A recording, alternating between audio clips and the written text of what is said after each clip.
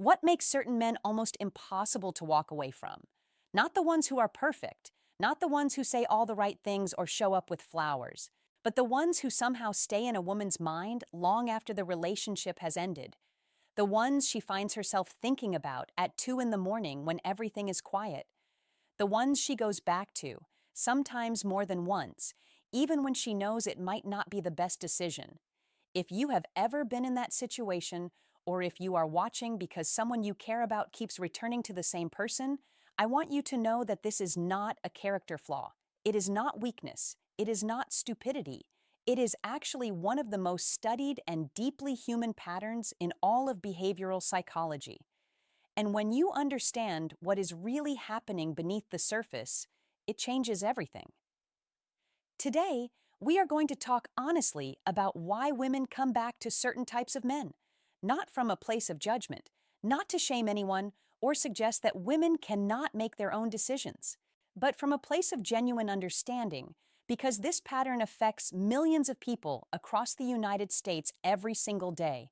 It affects women in their 20s and women in their 60s.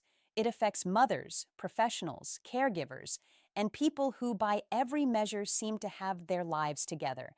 And yet this pull remains. Before we go further, I want to take a small moment to say something personal.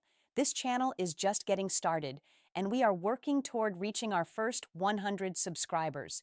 If you find that what we talk about here feels honest, helpful, or like something you wish more people were talking about, please consider subscribing. It genuinely helps this content reach more people who need it. Now, let us get into it.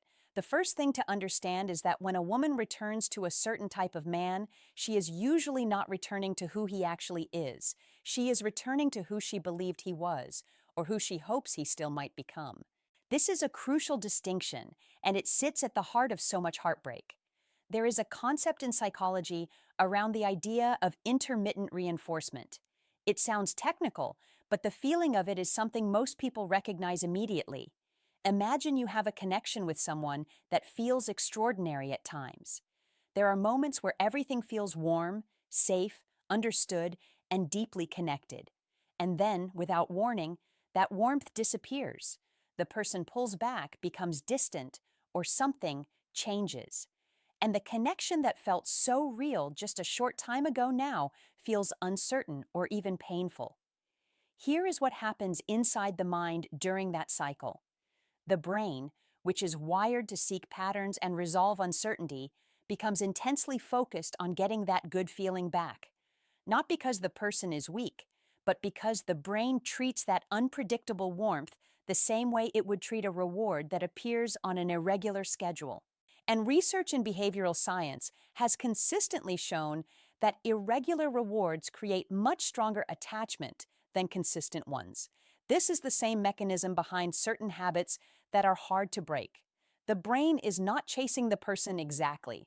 It is chasing the resolution of an emotional loop that never fully closed. It is trying to finish something that was left unfinished. And until that loop closes, the pull remains. Now let us talk about the specific type of man this tends to happen with, because it is rarely the kind, stable, emotionally available man who causes this kind of deep psychological attachment. Those relationships are often described as comfortable, good, or sweet. They are appreciated, but they usually do not produce this level of emotional preoccupation. The man who triggers the return pattern tends to share certain qualities. He is usually deeply emotionally engaging during his good moments. When he is present and warm, that presence feels full and real and completely absorbing. There is often a sense of being truly seen by him, even if only in flashes.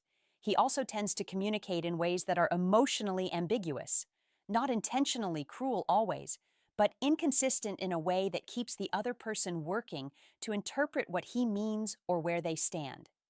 There may be long silences followed by sudden, deeply personal contact. There may be moments of intense closeness followed by withdrawal that feels unexplained. He often has a depth to him, or at least an appearance of depth. He may be sensitive, creative, intelligent, or emotionally layered in ways that feel different from other people she has met. And this adds to the sense that if she could just understand him fully, or if she could just get the timing right, Something extraordinary is possible. This is not about being naive. Many highly intelligent and self-aware women describe this exact experience. Because the pull is not primarily cognitive, it is emotional and neurological. It is happening in the part of the brain that does not respond well to logical arguments. There is also something important to address here about childhood, and I want to say this gently because it can sometimes feel uncomfortable to hear.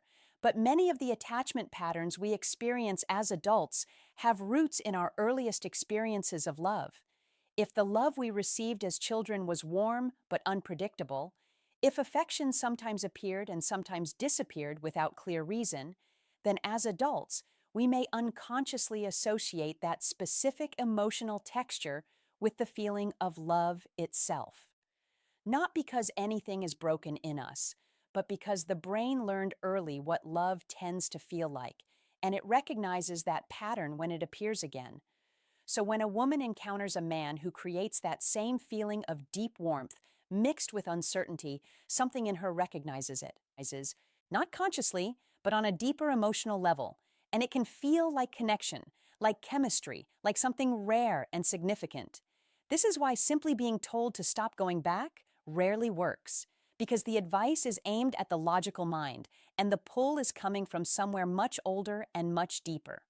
Now, there is another element that is extremely important to understand, and that is the role of identity in these attachments. When someone is deeply involved with a person who creates this kind of cycle, part of who she is becomes tied to that relationship. Her sense of self, her sense of worth, her sense of possibility all become, over time, partially defined by where things stand with that person.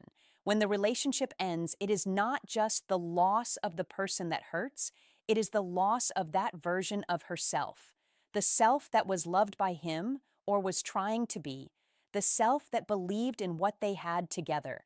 And returning to that relationship is sometimes an attempt to return to that version of herself, or to prove that version was real. This is deeply human and deeply understandable. And it is one of the reasons that healing from these kinds of attachments takes time, patience, and often real support. Not just willpower, not just deciding to move on, but genuine, compassionate work on who we are outside of that relationship. Now, let us talk about what this actually looks like in real life, because I want this to feel grounded and real, not abstract. A woman ends a relationship that was painful in many ways. She knows, logically, that it was not good for her. She has talked to friends about it. She has maybe journaled about it. She may have even been to therapy and named all the reasons it was not right. But then he reaches out, or she hears a song that reminds her of a good moment. Or she is having a hard week and finds herself thinking about how understood she felt during those good times with him. And slowly, the memory begins to edit itself. The brain, under emotional stress, tends to remember the warmth more clearly than the pain. The pain was real, but it starts to feel theoretical. The warmth feels immediate again. And she goes back, or she considers going back, and people around her may not understand. They may feel frustrated or worried. They may say things that, even when well-meaning, make her feel judged or ashamed. And that shame can actually deepen the isolation and make it harder to process what is really happening, because shame rarely helps people make different choices. It usually just makes them hide. What actually helps is understanding, not permission to stay in something harmful, not validation of every choice, but genuine, honest understanding of what is really driving the pattern. If you are someone who has been through this or is currently in it, I want to say something directly to you. You are not weak. You are not foolish. You are not broken. You are someone whose emotional brain formed a very deep attachment, and that attachment is doing what attachments do. It is trying to survive. And the path forward is not through force or shame.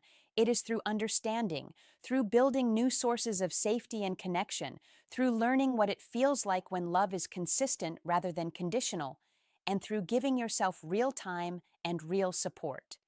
There is also a layer here worth exploring around what a woman is often really searching for when she returns. Underneath the pull toward that specific person, there is almost always a deeper need. A need to feel completely known by someone. a need to feel that she is worthy of the kind of love she believes is possible, a need to resolve the feeling that something was left unfinished, something was left unsaid. And the hard truth is that the person she keeps returning to is rarely the one who can actually meet those needs, not because he is necessarily a bad person, but because the dynamic itself, the cycle of closeness and withdrawal, is not built on the kind of foundation where those deep needs get consistently met. Those needs are real, they are legitimate, they deserve to be met. But meeting them usually requires a different kind of relationship, and more importantly, a different relationship with herself first. This is where therapy, when it is available and accessible, can make a profound difference, not because a therapist will tell someone who to be with or not be with, but because a good therapist can help someone understand her own attachment patterns, recognize what she is actually looking for, and begin to build the internal security that makes it easier to choose differently over time. And for many adults in the United States right now, access to that kind of support has genuinely expanded. More insurance plans are covering therapy. More telehealth options exist than ever before. There are sliding scale options, community mental health centers, and online platforms that have made talking to a professional more accessible than it was even 5 years ago. If you have been thinking about therapy but felt it was out of reach, it is worth checking again. Things have changed, and taking that step, even just exploring whether it is possible, can be the beginning of real and lasting change. Now, I want to speak for a moment to the people watching who are caregivers or family members of someone in this pattern. Maybe you are watching because your daughter, your sister, your friend, or someone else you love keeps going back to the same person, and you do not understand why, and it worries you. The most important thing I can tell you is this: pressure and judgment will almost never work, and they may actually push the person further away or further into that relationship, because the relationship then becomes a space where she does not feel judged. What does work is staying present, being a consistent, non-judgmental source of warmth, listening more than advising, letting her feel that she has somewhere safe to process what she is going through without fear of being told she is making a mistake. The goal is not to control her choices. The goal is to make sure she never feels so alone in this that the relationship feels like the only place she can turn. Let me also address something that comes up a lot in conversations around this topic, and that is the idea that women who return to these relationships simply do not value themselves. I want to push back on that clearly and directly. Self-worth is complicated. It is not fixed. It can be high in some areas of a person's life and genuinely underdeveloped in others. And attachment patterns are not primarily about self-worth. They are about emotional wiring that formed early and runs deep.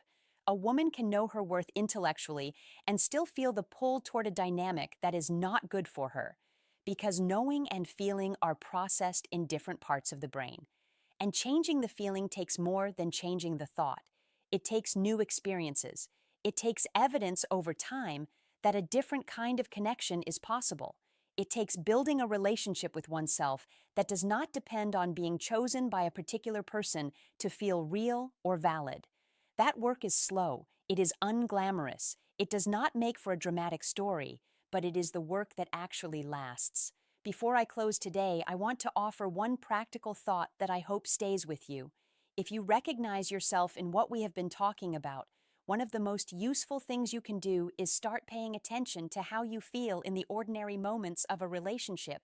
Not the peak moments, not the moments of intense connection or passionate reconciliation, but the ordinary Tuesday afternoon moments, the morning texts, the way conflict gets resolved or does not get resolved, the way you feel about yourself when you are around this person consistently over time, because love that is good for you tends to feel safe in the quiet moments. It does not require constant interpretation. It does not leave you anxious about where you stand. And learning to recognize that feeling and to trust it is one of the most important emotional skills we can develop. It may take practice. It may feel unfamiliar at first, because calm can feel boring to someone whose nervous system has been trained to equate love with intensity.